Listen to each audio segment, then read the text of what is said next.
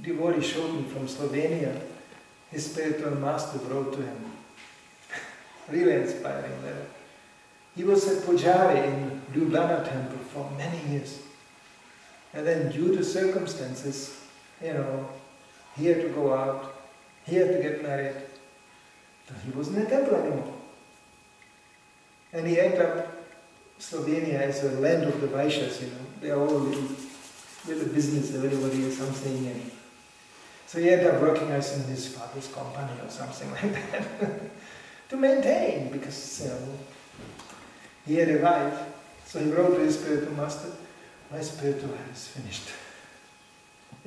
I cannot just, I'm chanting still my rounds, but I have the whole day I have to deal with so many mundane things. And he got such a beautiful answer, this Krishna Kshetra Prabhu. He wrote to him. He said, finished? No. Now we are making advancement.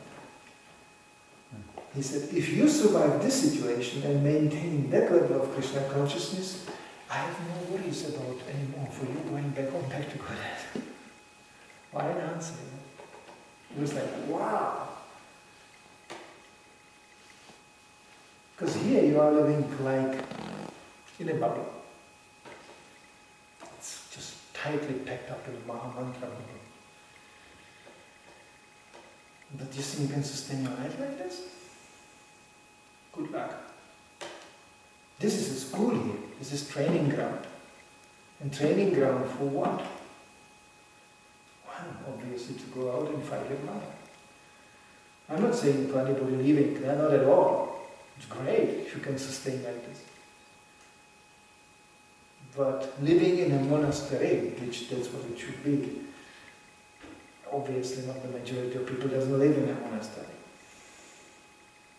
And still, we have to become Krishna conscious, we have to come back to the Godhead. How do you do that?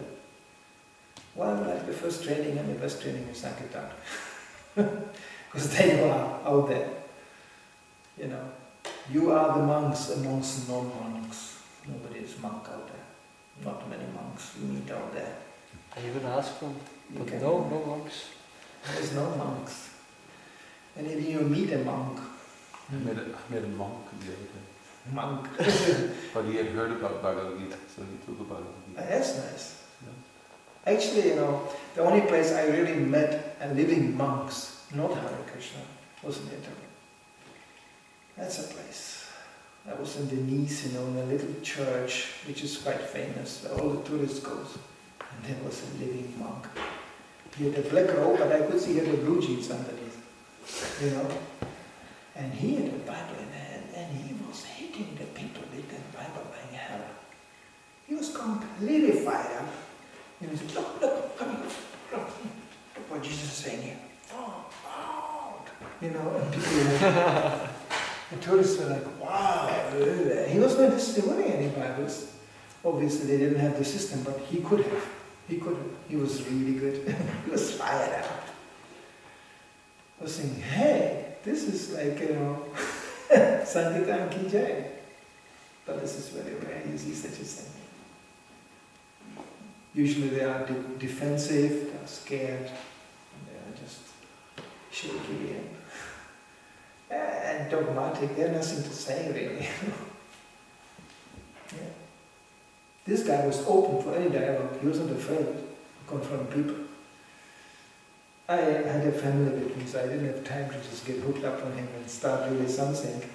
But I am sure that we could have some constructive exchange here. So anyway, I know everybody's looking into one chain of that. So we have to close it because Sadhana has to go on. It's our big day tomorrow. Huh? It's our big day tomorrow. It's a fact, actually, it's true. What is it? Yeah, I have to cook and vegetarian Saturday and all that. Where is it? Kultur. Just I'll be in the sky.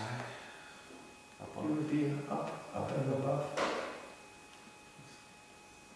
Just collect some blessings, please, in India and then something over. You go south or? Huh? India, south? Yeah, I will visit Manidhara. I'll be there in a week.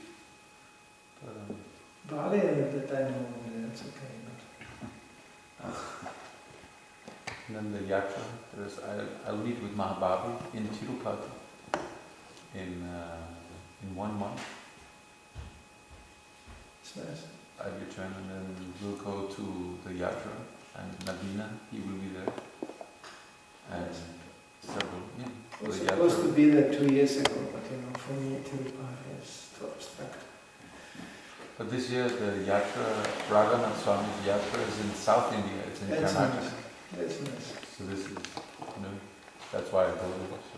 That's nice. That's great. Yeah, send over some blessings to the little Danish, This is the funny one. That must feel really strange when you come back to Denmark. For me, it's strange all the time because I'm not really Danish, but if one comes from outside and comes back to this, it was quite a shocking culture experience. Actually, to go on Sankirtan, that's the only time when